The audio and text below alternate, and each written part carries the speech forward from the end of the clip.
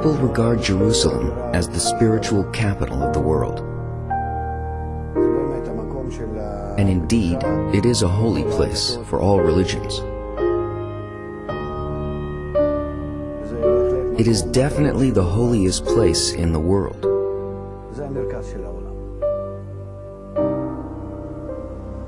It is the center of the world because there's a special force here.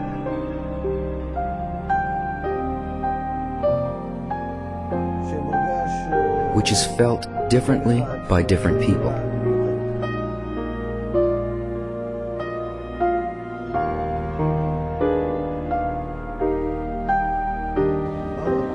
What is this force that a man suddenly feels within him, operating on him, drawing him towards Jerusalem?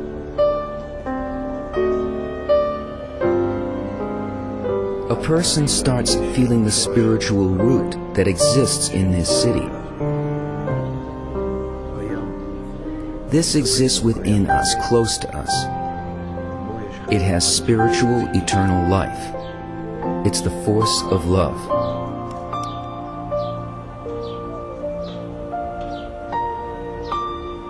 There are stones. There are streets. But we don't feel the city itself. The real Jerusalem can only be felt within a corrected heart.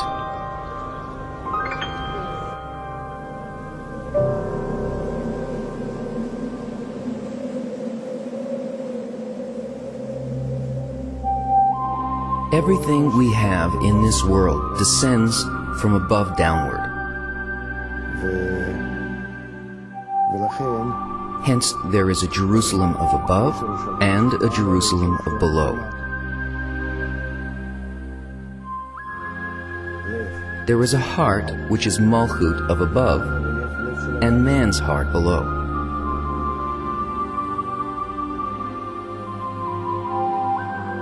If we wish that the city of Jerusalem be built, we must first build our heart. We must correct it. What is the heart? In spirituality, a heart is man's desire.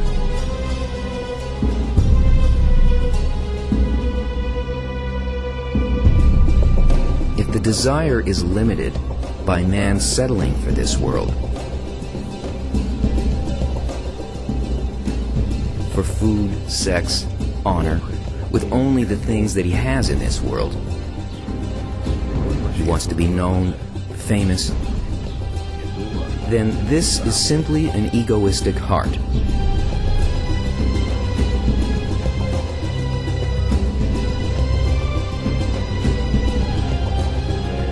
So man is satisfied with this world, and he doesn't need the spiritual Jerusalem.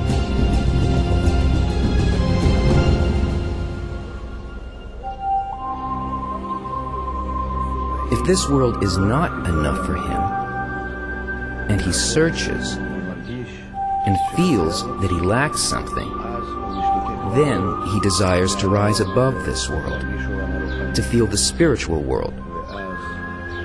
Then his heart yearns for correction. It yearns to be free of the egoistic desires.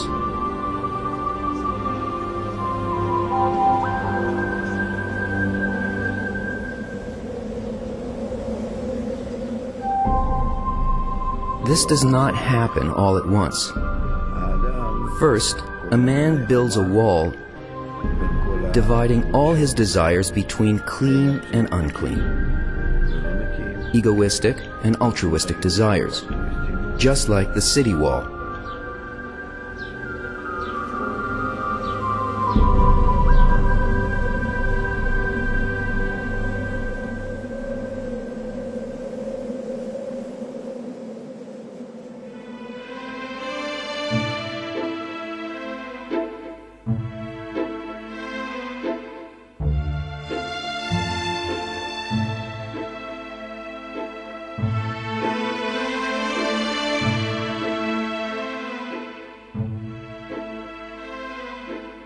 The wall around the city guards it.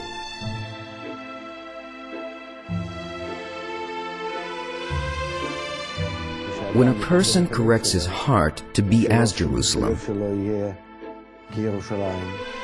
he has to differentiate within his heart between good thoughts with which he wishes to advance towards holiness and bad thoughts which are not yet directed to holiness, and to separate them one from the other and build a wall that will guard the desires for holiness from being harmed by the desires that are not yet corrected. And once he has this wall, behind it, the city will be built.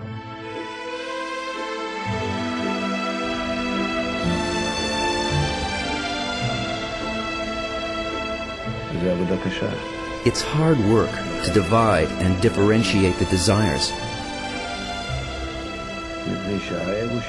because our ego is constantly pressuring and tricking us. It makes a person restless, evoking within him increasingly greater desires.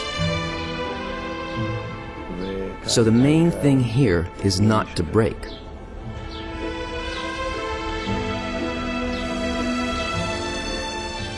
One must guard the great desire for spirituality, like guarding a special flower.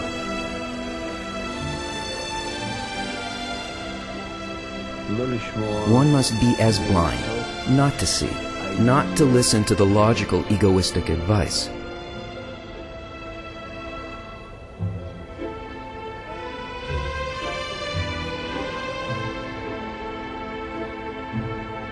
If, despite everything, one really wishes to exit his egoistic world and enter Jerusalem of above, what can he do? He must search for the gate that will lead him into the city.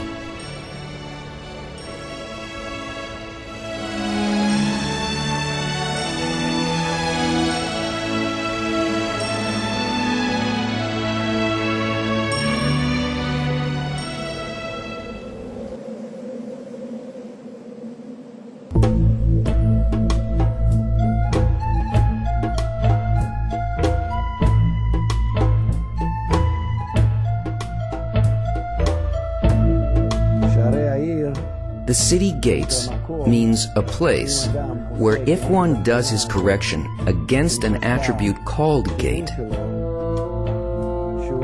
then he achieves equivalence of form with a special attribute that is found throughout the wall, and the gate opens up and he enters.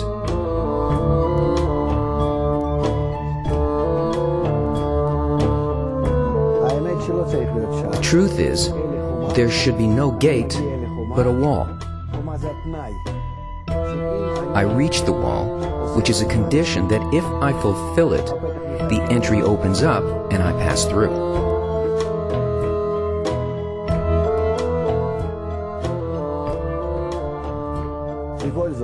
But nonetheless, since there are many conditions around the city, because the city is a collection of many desires, so there are points, special attributes, and if a person equalizes to them, achieves their height, then he enters. Thus, there are special places in the wall that show the main attributes which, once acquired, a person has the right to enter.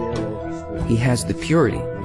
He gets a masach, a screen, according to the wall, because a wall is a masach, and he moves into the city.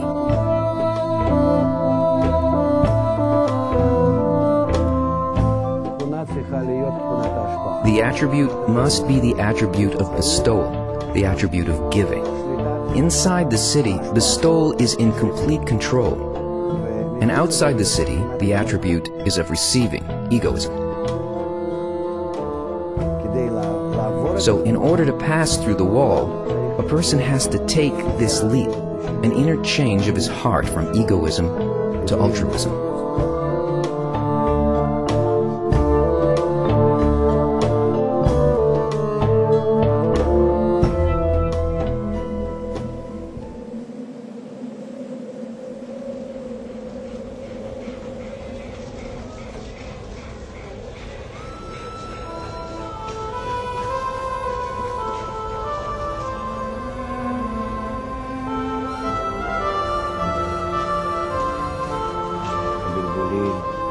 The road by which you approach the spiritual Jerusalem is made of mistakes, confusions, feelings of despair, helplessness.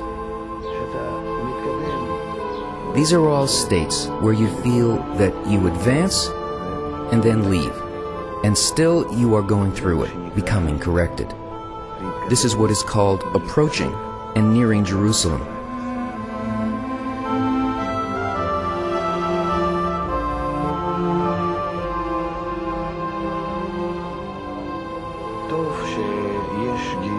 Therefore, it's good that there are mistakes and disturbances that deflect you from the road. It actually gives you an ability to suddenly stand and check yourself. And from this position of yours, aim yourself more accurately towards Jerusalem of above.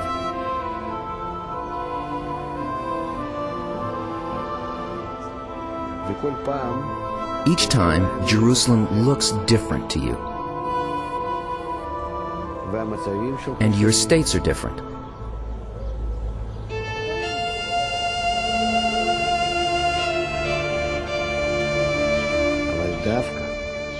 But precisely by all the different forms and situations, the upper city opens to a person.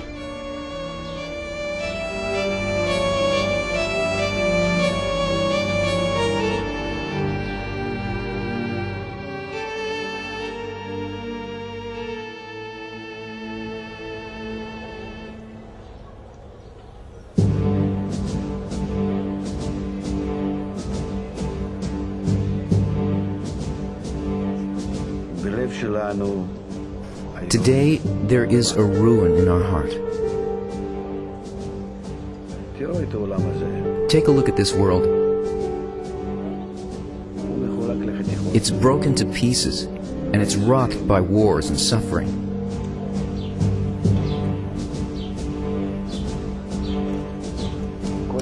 Every individual in this world is like a cancerous cell, living only for itself, consuming others. It's the same with Jerusalem. We're tearing it to pieces.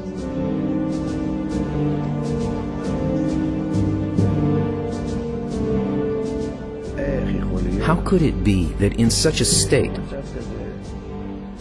the attributes of Jerusalem will suddenly awaken? The capital of unity and love. Jerusalem of adhesion, when there's no unity among its residents.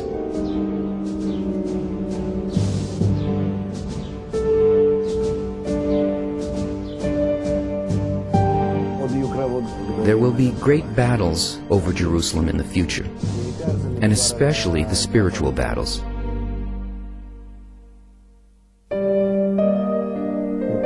This is because the forces of klipa, shells, and the forces of kedusha, holiness, always try to get hold of the place where the upper light should come. And this struggle will not stop until Gemar Tikkun, the end of correction, when the greatest battle will take place, the completion of the Gog and Magog war, which at this very moment is at its climax.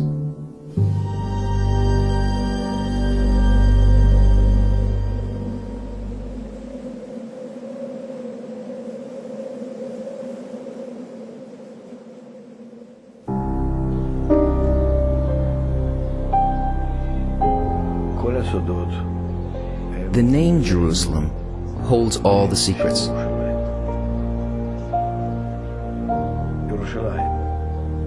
Jerusalem means the highest, corrected, and perfect awe.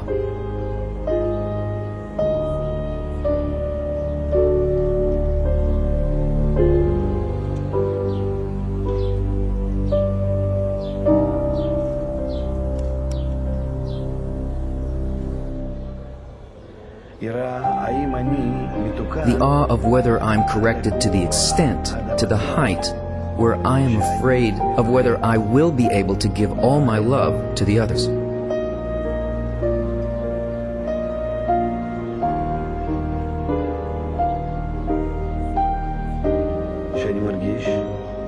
Then, on top of this fear that I feel, the understanding of the method opens up, the system of the lights and forces.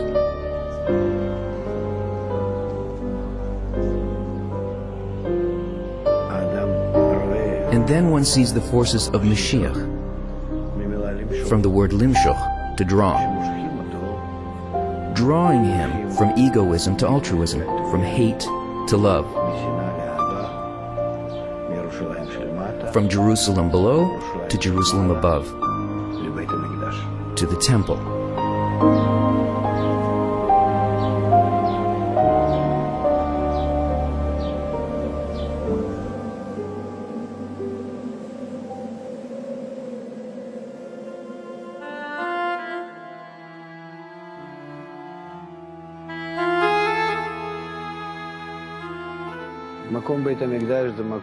The temple is a place where the spiritual forces are concentrated.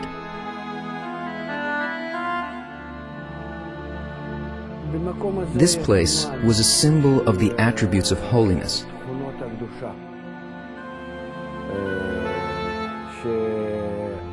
Man used to have these forces which operate in spirituality, which controlled him according to his desires. And people wish to come there in order to connect corporeally with spirituality, so that on the corporeal level also they would perform the same thing that they did within their hearts in the inner temple, in man's heart.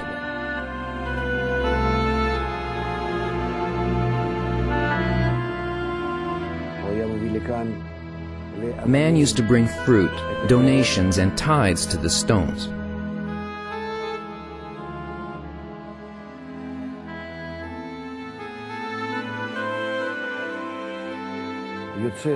Everything a person created, everything he did, was brought here in order to sanctify his work.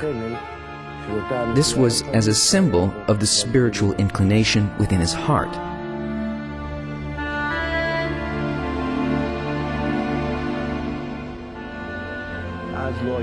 There were no prayer books at that time. People used to come there and speak straight from their hearts, from the bottom of their hearts. Whatever they felt was what they spoke to the upper force, and they didn't need any words.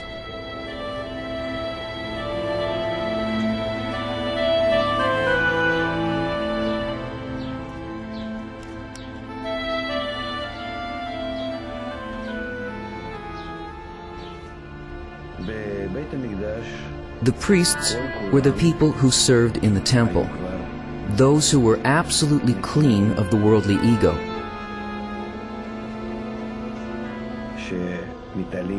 and who ascended above all their desires to bestow perfect love.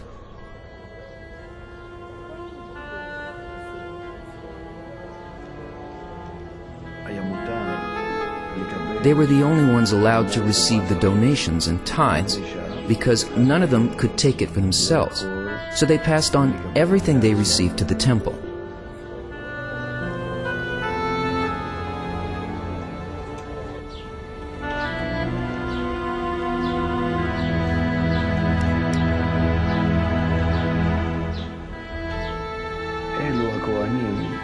The priests are the desires within man that want only one thing: to bring the knowledge of the upper force to this world. These great, exalted desires exist in each of us, and there will come a time when these priests will awaken within us.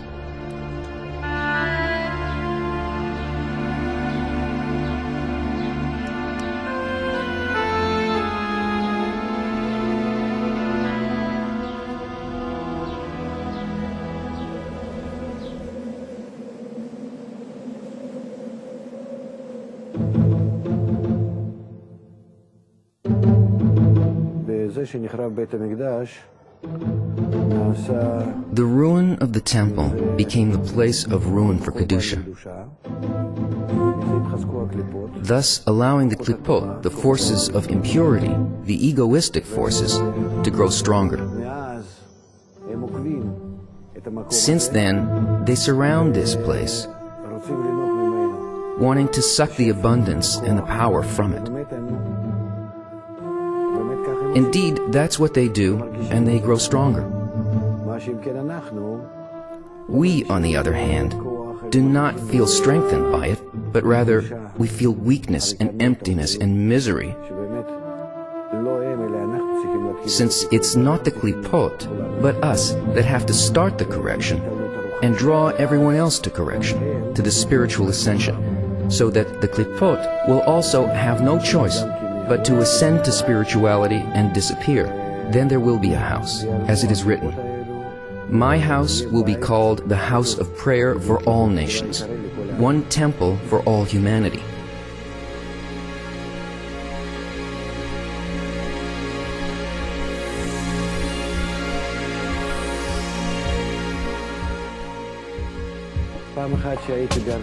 Once when I was in the U.S., I stayed for Shabbat in a small town called Jackson,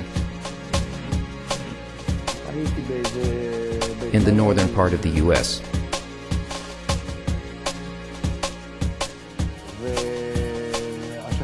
I was staying in a hotel, and I sat on the lawn with a person staying next to me,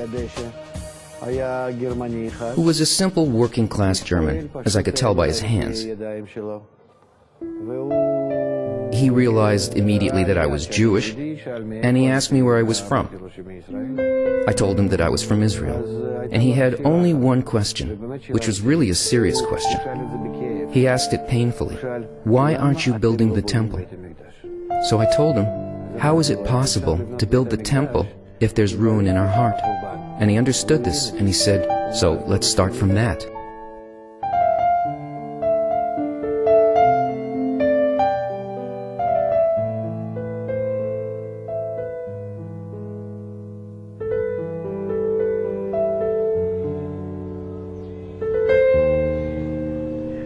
Let's start from the heart. Ask for corrections. Asking for corrections is called prayer. It isn't what's written in the Siddur in the prayer book. It's what's written in a person's heart, a request for the force.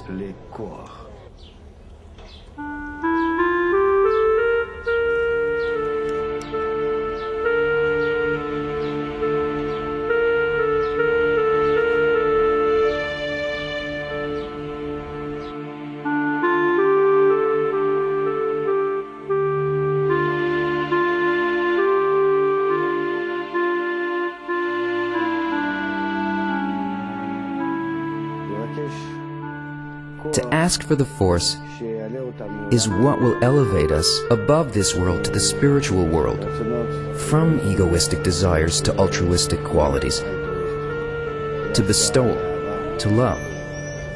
If they come to that,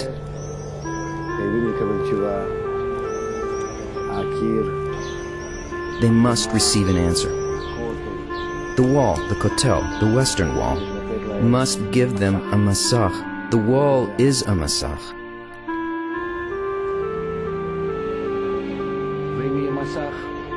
If there is a masach, then the third temple will be built in one's heart.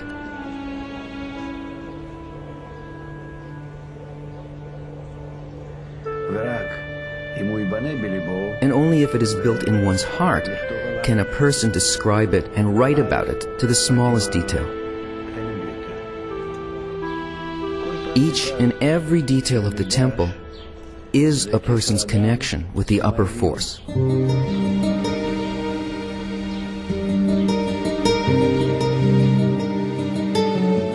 There is only one prayer. A prayer for the sake of all, that a person will connect with the whole, with all of the others, as one body, as one man in one heart, one big heart in which all of humanity will unite. Only one prayer can reach the upper temple, and it's from there that the answer comes. It's a prayer that we shall all unite and ascend in holiness, meaning that we attain the spiritual forces and live on the spiritual level.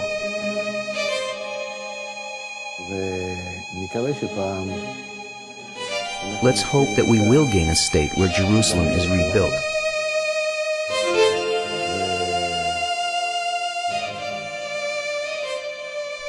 And above these walls there will be a city which will be a true holy city.